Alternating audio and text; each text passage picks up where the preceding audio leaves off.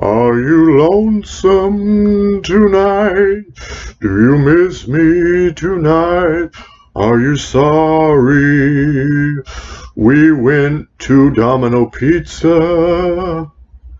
Were your chicken wings spicy? Is your memory there when I hold you and called you sweetheart? How y'all doing? This here is the King. Welcome to another episode of Elvis and the Movie Review Show. I don't know what to call it. Just Elvis reviews the movies or something like that. Anyway, I can't even remember. Title ain't important. What's important is we're talking about the movies. And today we got a movie here, and it's a sequel to Speed. It's called Speed 2 Cruise Control. And you know what?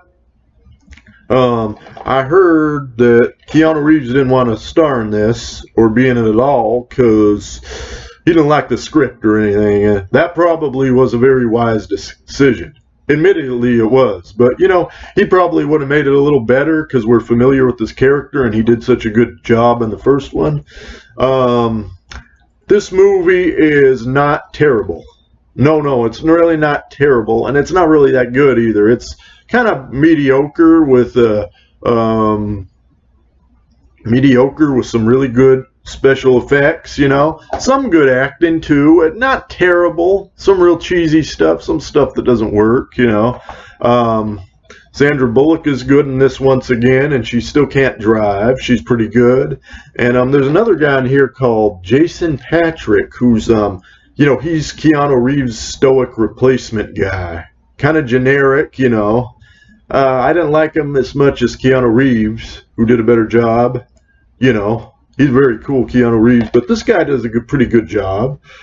With the material given him, there's a chase in the beginning with him. He's chasing someone who stole computers or printers or something. I don't know what it was, and it was just kind of bland. Paled in comparison to the stuff we saw in the first movie, you know, the SWAT team stuff.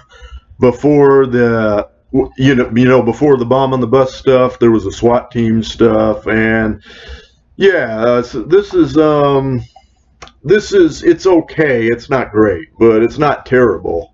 What else can I say about it? You know, he and this guy, you know, I was shocked to find out that this Jason Patric guy, he's Jackie Gleason's grandson, man. And I'm a fan of Jackie Gleason's work. I would have never guessed he was his grandson because he doesn't really look like him that much to me, you know? But maybe put him in a black and white room, have him say, "Hey, Alice, where's my meatloaf?" or something, you know? Maybe I think he looks a little more like him or something. But he's playing a cop. He ain't playing the Honeymooners character in this.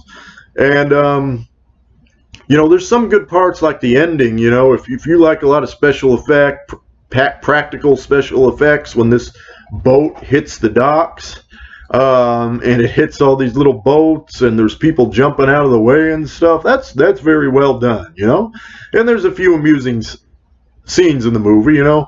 William Dafoe is kind of a interesting bad guy from what I can remember. He puts all these ticks on him. That's probably the most memorable thing about him. But he's got these crazy eyes in this role.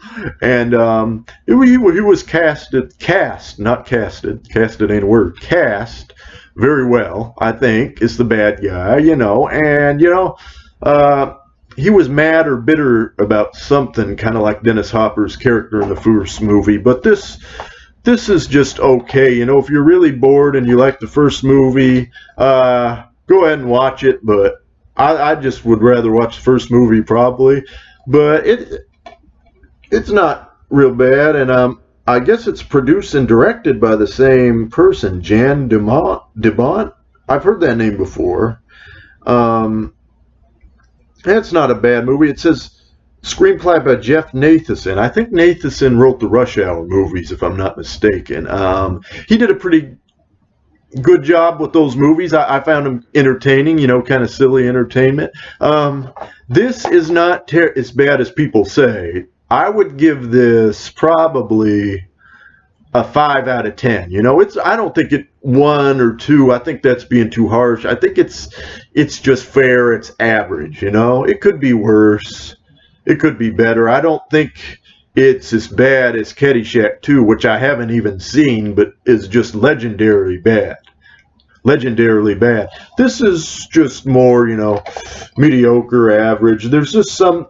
I think another problem with this movie is it could have had a better editor with it. You know, there are just scenes with them trying to, passengers on the boat trying to get off on life jackets and stuff, which isn't really riveting. You know, it's just excess. It doesn't really belong in the movie. So let's see how long it is. It feels like a pretty long movie, but you know, there's some good special effects, and you know, the gentleman who, if you remember the first Speed, one part I liked, the guy who who Keanu commandeered his car, he gets his boat commandeered in here, and it's, you know, it's ridiculous, it's contrived, but I like that. Found it kind of funny. So, yeah, Speed 2 is nowhere near as bad as they say, but not very good either. Not terrible. It's okay. Just 2 stars out of 4. So, thank you for watching this episode, and I will continue with some more reviews later. Thank you very much.